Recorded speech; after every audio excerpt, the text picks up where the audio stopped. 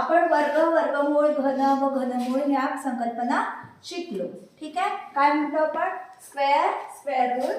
हा सांगा. Square square, square root, cube cube, cube root. बरोबर. हा आता त्यावर आधारित प्रश्न कसे विचारले जातात ते बघू आपण. उदाहरणं कशी येतात. ठीक आहे. पहिले उदाहरण वाचा. जर t बरोबर 12 व q बरोबर 26 तर हे बघा आता हे काय आहे? मोठं वर्गमूळ आहे. हा वर्गमुळात ब्रॅकेट मध्ये दिलेला आहे 2 वर्गमुळात 3p ब्रॅकेट कंप्लीट परत प्लस 2q आणि हा वेगळा दिलेला आहे प्लस वर्गमुळात 81. काय करावं लागेल आपल्याला? हे सरळ सरळ सोडवायचं आहे. आधी आपण ह्याची किंमत काढून घ्यायची. कशाची? 2 3p. ठीक. काय आहे ह्याची किंमत? आता इथे काय करावं लागेल आपल्याला? 3p p ची किंमत ठेवावी लागेल. काय आहे 3 ची किंमत? 12. मग काय?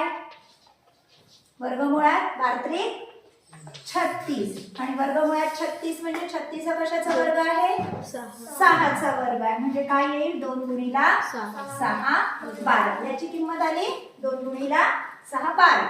आता 2q ची काढून ठेवू. q किती दिलेला आहे? 26 म्हणजे 2 गुणिला 26 किती? 52. माहिती आहे इथेपर्यंत आपल्याला?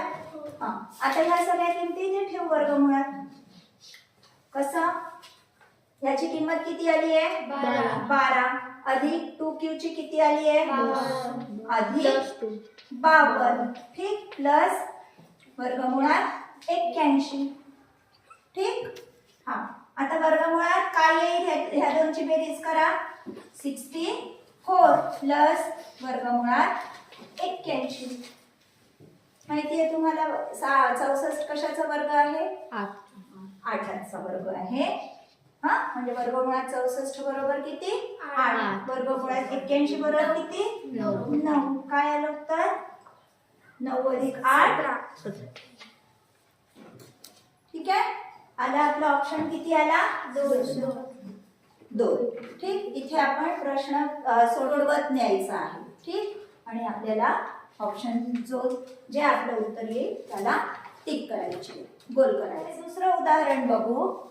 0.5929 0.5929 चे वर्गमूळ पुढीलपैकी कोणते?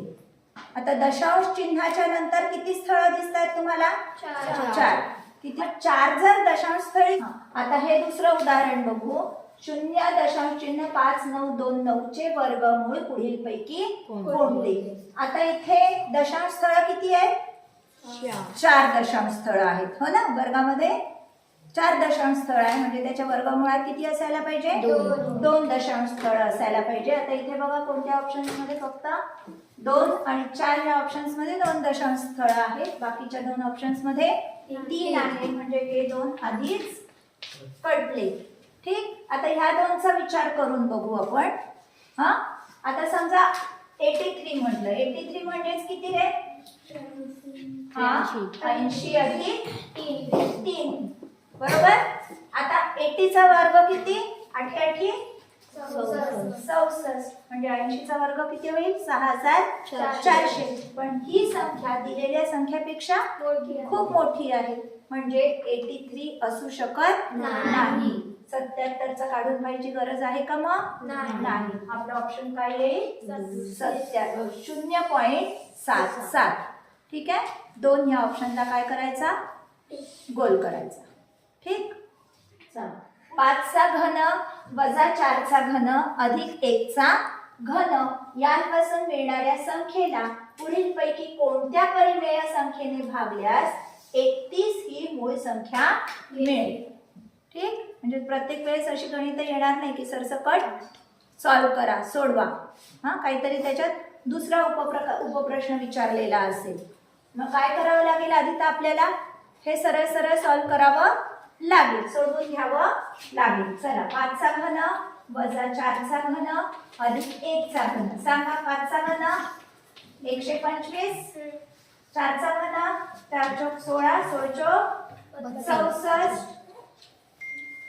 अधिक 1चा घन 1 ला घातांक कितीही असू द्या त्याचा नेहमी किती किंमत असते 1 हे माहिती आहे तुम्हाला हो ना. 62 किती येईल ह्याचं उत्तर 62 1 12 तून 6 गेले अधिक 1 62.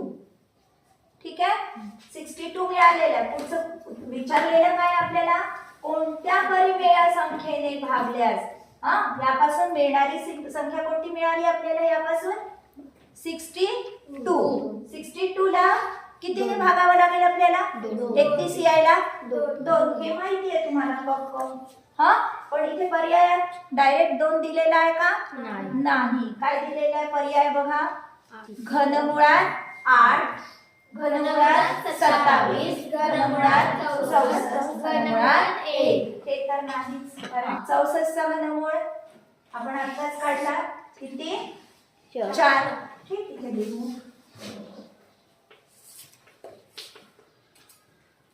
27 चा घनमूळ 3 त्रिक 9 9 त्रिक 27 चा घनमूळ 3 8 चा घनमूळ 2 काय 2. म्हणजे आपल्याला कोणत्या संख्येने भागावं लागेल पहिली घनमुळात 8 या संख्येची किंमत आहे 2. त्याच्यामुळे आपल्याला पहिल्या जो ऑप्शन आहे आपला घनमुळात 8 या संख्येने आपल्याला यापासून मिळणाऱ्या संख्येला भागले तर आपल्याला काय मिळेल 31 मिळेल. म्हणजे आपण ह्याला राईट टिक करायचं आणि आपला गोल पहिला ऑप्शन गोल करायचा. ठीक आहे. व्हिडिओ आवडल्यास नक्की लाईक शेअर आणि कमेंट करा आणि हो सबस्क्राईब केलं नसेल तर अवश्य सबस्क्राईब करा म्हणजे मी नवीन अपलोड केलेल्या व्हिडिओजचे तुम्हाला नोटिफिकेशन्स मिळतील. धन्यवाद.